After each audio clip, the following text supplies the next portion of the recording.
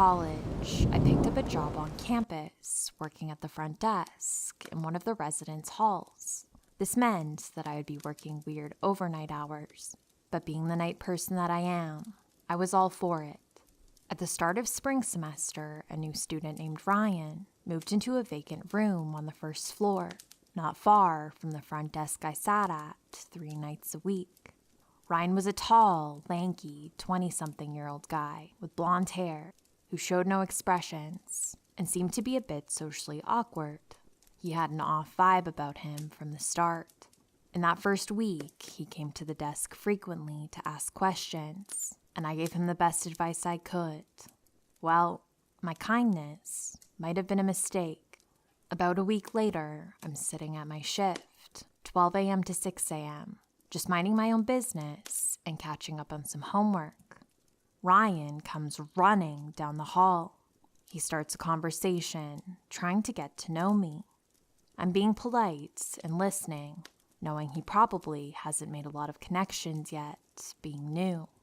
Well, he shifts the conversation and starts talking about religion, rambling on for the next hour and a half about biblical plagues, the world ending, how the peace sign and other various hand signs mean that you praise the devil, inquiring my own personal beliefs, aggressively telling me that I'm going to hell, even though I told him I was also a Christian, and how he desired to join the jiu-jitsu club so he could learn how to crush someone's windpipe.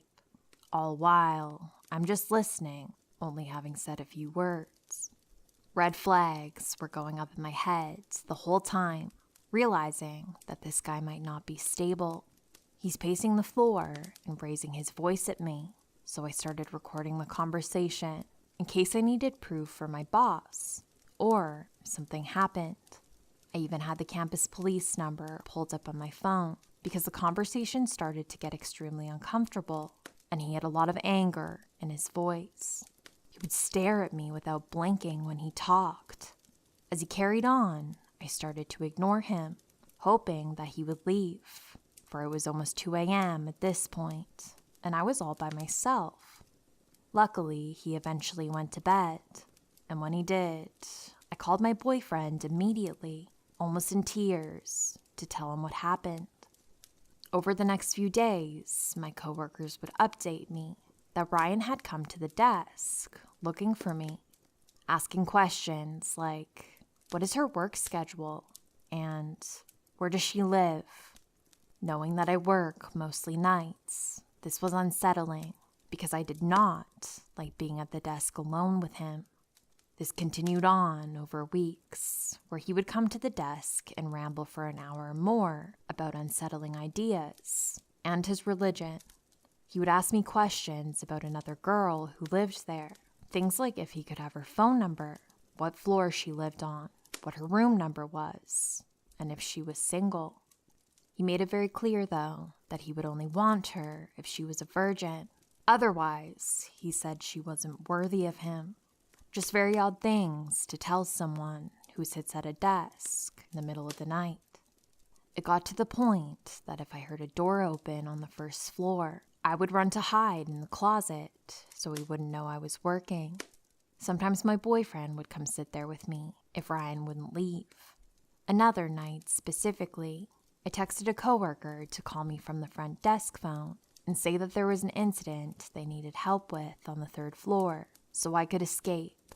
He tried to follow me upstairs, putting his hand on the elevator door so it wouldn't shut. I pretended like I was taking a form up to my coworker and hid out in the 3rd floor common area for about 30 minutes, hoping he would be gone. When I got off the elevator, right as the doors opened, I saw his expressionless face staring back at me like he waited that whole time for me to come back.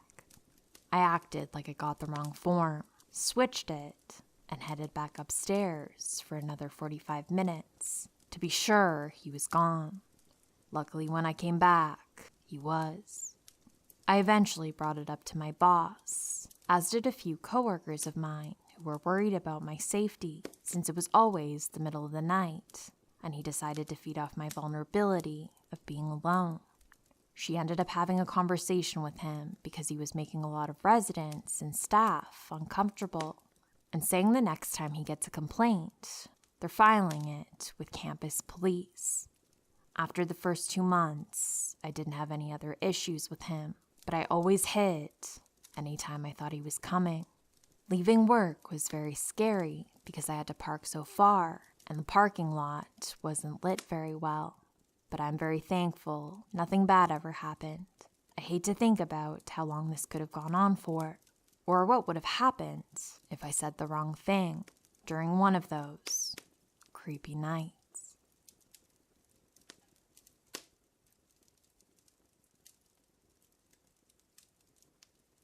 The story was told to me by my aunt. It takes place in the 70s, when my aunt was a teenager. She lived in what was probably the safest place in the entire world, a small town village in northern Norway. She had been to a party probably about 1 mile from her home. No one she knew was driving in the direction of her home, so she had to walk. This was not a problem since it was a beautiful summer night, and she had walked this distance countless times in her life. The walk was mostly on gravel, passing a couple of houses and farms, but mostly just fields and woods. Beautiful scenic landscape, with nights as bright as day. If you've been to northern Norway, you know what I mean. When she'd gotten about halfway home, she noticed a car driving behind her. It was a white van she had never seen before. This was strange, since around here everyone knew each other. It was unusual for out-of-towners to be driving here, especially at this time of night.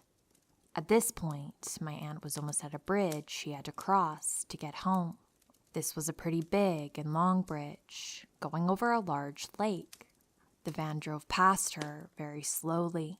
Inside were 2 men that she had never seen before. When the van had driven past her, it sped up. She got a horrible feeling like something terrible was about to happen. She knew the van had to drive over the bridge and then some more before they would be able to turn around. This gave her a couple of minutes to get away. She considered running into the woods, but she knew she had to get back here anyway to cross the bridge. She decided that hiding under the bridge would be best. From afar, it looked like there was no space between the bridge and the water, but she had been playing here as a kid, and she knew if you went under the bridge, there was a little space you could sit in without getting wet. As soon as she got under the bridge, she heard the van return. It stopped right over her head, and the 2 men got out. "I saw the girl. She was right here, man. Where is she now?" one of the men said. "She probably ran into the woods. We won't find her," the other man replied. They both got in the van and drove off. My aunt sat under the bridge for about 30 minutes, scared the 2 men would come back. Then she heard another car approaching.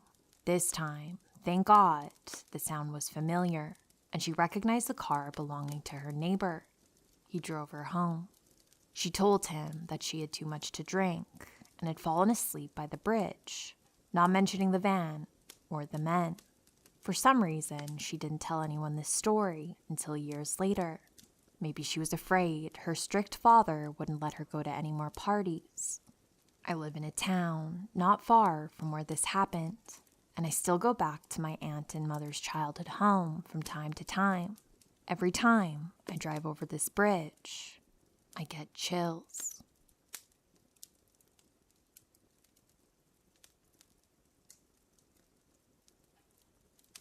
I was around 16 when this happened, so 9 or so years ago. I had just got my license and had come back to my mother's house to work on a paper because her computer was faster than my father's. It was getting a bit late, but nothing seemed out of the ordinary, so I wasn't nervous one way or the other. I took a break from the paper and headed to the bathroom, which is at the back of the house and is the outside wall to the backyard. It has a small window in it, and just as I was about to turn on the lights, I heard a noise. Not especially close, but somewhere from the back of the yard. I went to the window and looked out, at first seeing nothing, but then something ran across the yard, which I didn't think much of because I live in the suburbs, and my house borders 2 streets. It wouldn't be uncommon for kids to cut through my unfenced backyard to get to the other street. But even though I had rationalized what it could be in my head, I was still a bit uneasy.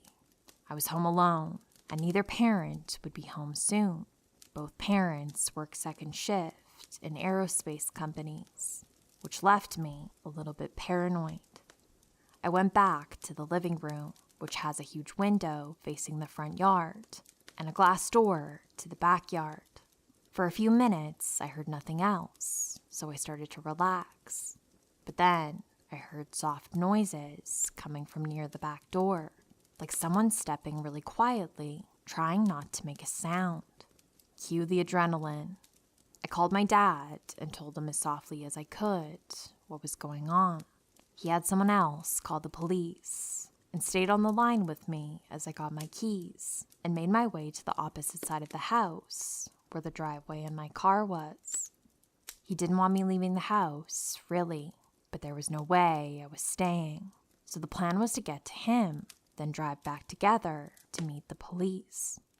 I can't really describe how scared I was when I left the house and ran to my car. My whole body was just focused on unlocking and starting the car, then tearing the hell out of my driveway.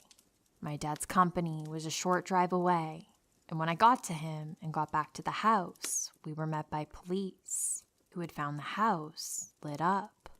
Every light in every room on, every door, even to the attic and the basement, open. But nothing was taken or touched, which to me is the scary part. The fact that whoever it was wanted to fuck with our heads and just really scare me. I have never slept well in my mother's house after that, and I was more than a bit relieved when she moved. Hi, friends.